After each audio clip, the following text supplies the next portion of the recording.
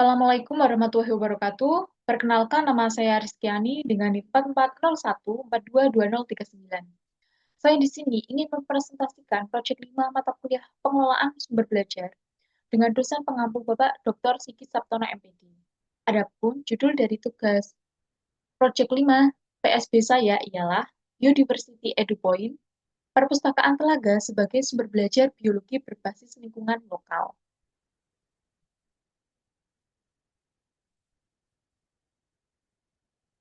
Latar belakang saya mengambil judul tersebut ialah, di daerah saya terdapat suatu telaga air yang dinamakan Telaga Mili yang memiliki ekosistem yang masih sangat terjaga, di mana di kawasan tersebut menjadi habitat berbagai organisme seperti capung, ikan, mikroorganisme air, tumbuh-tumbuhan, serta berbagai macam paku-pakuan.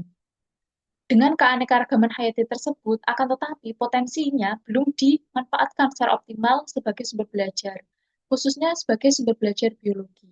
Oleh karena itu, saya ingin mengembangkan sebuah perpustakaan berbasis biodiversitas lokal di sekitar telaga tersebut yang diharapkan dapat menjadi alternatif sumber belajar yang kontekstual sekaligus dapat menumbuhkan kesadaran lingkungan melalui pendekatan yang edukatif.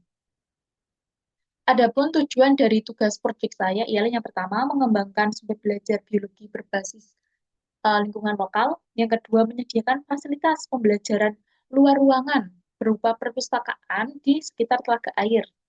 Yang ketiga, meningkatkan literasi lingkungan serta kesadaran konservasi melalui informasi tentang keanekaragaman hayati yang ada di perpustakaan tersebut. Dan yang terakhir, memfasilitasi akses belajar biologi secara langsung dan interaktif bagi siswa maupun masyarakat. Adapun potensi yang terdapat dalam Telogomili ialah seperti yang sudah disebutkan, di Telogomili merupakan habitat alami akan berbagai macam keanekaragaman seperti ikan, capung, mikroorganisme, tumbuhan, baik tumbuhan angiospermae, paku-pakuan, dan berbagai macam tumbuhan lainnya yang relevan, yang semuanya itu relevan untuk mendukung pembelajaran biologi. Selain itu, suasana alam yang tenang, asri, serta jauh dari kebisingan dapat menjadikan kawasan telaga ini ideal sebagai tempat belajar yang menyenangkan dan yang reflektif. Lingkungan tersebut sangat potensial dimanfaatkan sebagai laboratorium alam untuk kegiatan observasi langsung guna mengembangkan keterampilan proses sains seperti keterampilan mengamati, mengklasifikasikan, hingga menganalisis ekosistem. Selanjutnya, dengan kehadiran perpustakaan ini yang memuat informasi biodiversitas lokal yang ada di sekitar telaga tersebut, diharapkan dapat memperkuat kesadaran siswa serta masyarakat yang ada di sekitar tentang pentingnya melestarikan lingkungan. Biodiversity EduPoint atau library biodiversity itu dapat mengubah fungsi Tlogomili yang selama ini hanya dimanfaatkan sebagai wisata alam menjadi destinasi wisata edukasi berbasis lingkungan. Karena dengan dibangunnya suatu perpustakaan biodiversity EduPoint atau library biodiversity ini dapat menarik perhatian sekolah-sekolah yang ada di sekitar dan mendukung pembelajaran yang berkelanjutan serta kontekstual, tidak hanya untuk pembelajaran biologi.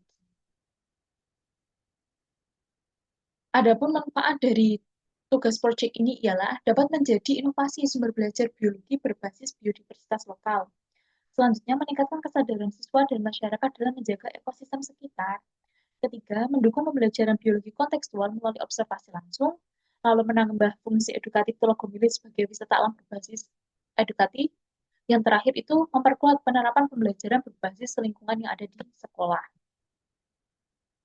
Berikut ini adalah lokasi Telogomili yang saya uraikan, di mana rencananya saya akan membangun sebuah laboratorium informasi atau library di bagian rawa ini.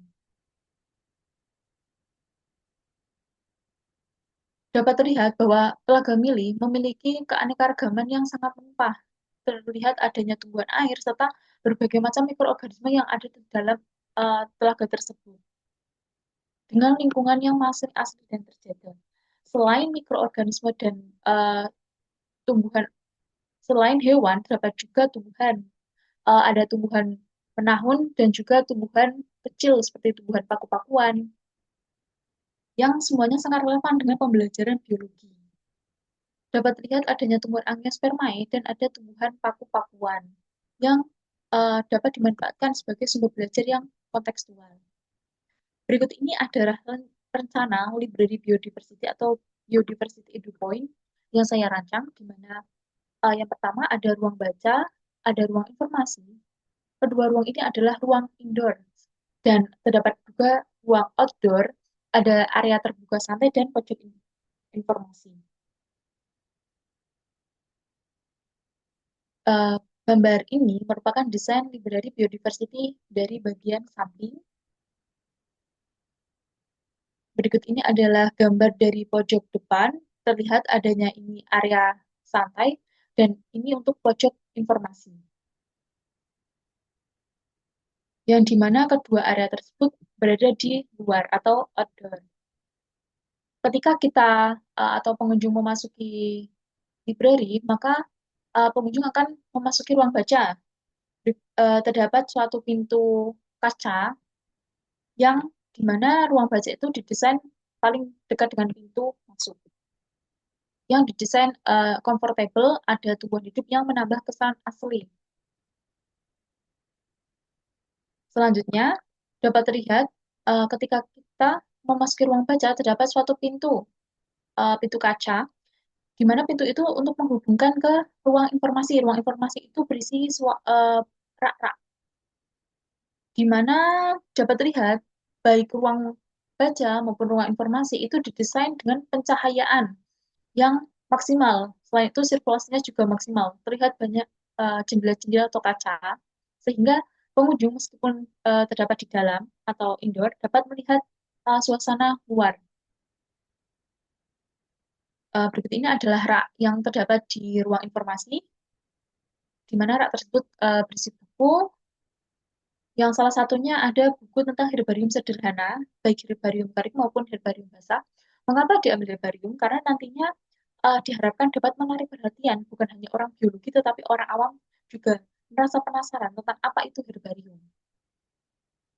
Lalu ini adalah ruang pojok informasi, di mana terdapat suatu papan yang nantinya papan ini akan ditempeli oleh berbagai informasi visual. Ada posternya tentang keanekaragaman hayati yang ada di Telkomili, lalu ada infografis, dan ada kode QR. Kode QR-nya itu untuk penjelasan spesies ataupun proses ekologi yang ada di sekitar Telkomili, sehingga nantinya dapat menarik minat anak-anak. Adapun keunggulan dari desain yang saya kembangkan ialah yang pertama, ruang edukatif nyaman, di mana perpustakaan tadi memiliki dinding kaca yang tahan cuaca, serta ruang baca outdoor yang ruang baca indoor yang berlatar telaga. Selain itu, konten biologi yang kontekstual, karena menyediakan informasi biodiversitas lokal yang terintegrasi dengan materi biologi SMA. Lalu adanya zona tematik interaktif, yaitu pada ruang atau pojok informasi tadi ada sudut capung, ikan, tumbuhan, dan rantai makanan dalam telaga yang ada yang tadi disebutkan, ada yang dibuat poster, ada yang dibuat infografis, serta ada yang dibuat kode QR. Selanjutnya ada teknologi edukatif tadi yang sudah disebutkan, ada kode QR berisi penjelasan video spesies serta proses ekologi. Adapun spesifikasi produk dari yang saya kembangkan ialah desain library tersebut ialah semi terbuka atau semi indoor, sehingga sirkulasi udara dan cahaya alami dapat masuk secara optimal. Adanya poster visual keanekaragaman, ada buku tematik yang berisi herbarium tadi yang ada di ruang informasi, kalau poster yang ada di pojok informasi, dan kode QR yang ada di pojok informasi. Setelah saya menyelesaikan proyek ini, saya menyadari bahwa lingkungan sekitar adalah laboratorium belajar yang nyata. Saya menemukan banyak spesies yang dapat dijadikan bahan ajar langsung. Akan tetapi, ketika menyelesaikan tugas ini, tapi di sisi lain ketika menyelesaikan tugas ini, saya merasa tidak mudah karena butuh imajinasi dan penguasaan aplikasi. Saya menggunakan aplikasi Kobo untuk mendesain library biodiversity tersebut. Namun, saya merasa puas karena saya dapat membuat ide yang berpotensi dapat diterapkan secara nyata atau implikasinya besar.